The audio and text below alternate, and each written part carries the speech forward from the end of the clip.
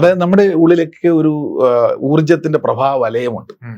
പ്രപഞ്ചം എന്ന് പറയുന്നത് ഊർജ്ജമാണ്, എനർജിയാണ്, കോസ്മിക് എനർജി എന്നാണ് പറയുന്നത്.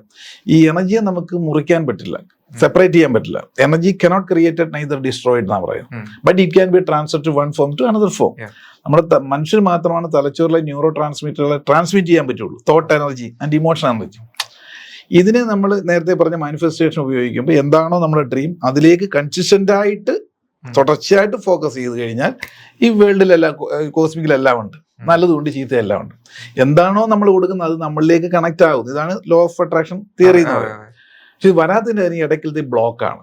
ഒരു എക്സാമ്പിൾ പറഞ്ഞാൽ, ഒരു വിളക്ക്, അതൊക്കെ സാധാരണ നാട്ടുപ്രദേശം ഈ റാന്തൽ വിളക്ക് എന്നൊക്കെ പറയാറില്ലേ, ചിമ്മിനി വിളക്ക്, ഗ്ലാസ് കവേർഡ്, അതിങ്ങനെ ഡെയിലി നമ്മൾ കത്തിക്കും.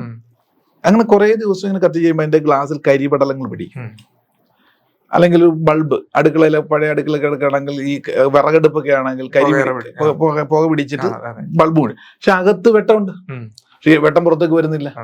കാരണം എന്താ, ഈ കരിയാണ് എന്ന് പറയുന്നത്. നമ്മുടെ ഈ ഓറയെ ഗ്രസിച്ചിരിക്കുന്ന ബാധിച്ച ബ്ലോക്ക് ഉണ്ടെങ്കിൽ നമ്മുടെ ബുദ്ധി എത്രയാണെന്ന് പറഞ്ഞാലും ശ്രമിച്ചാലും പുറത്തേക്ക് പ്രകാശം വരില്ല, ഇതൊരു കണക്ട് ആകില്ല, അലൈൻഡ് ആകില്ല.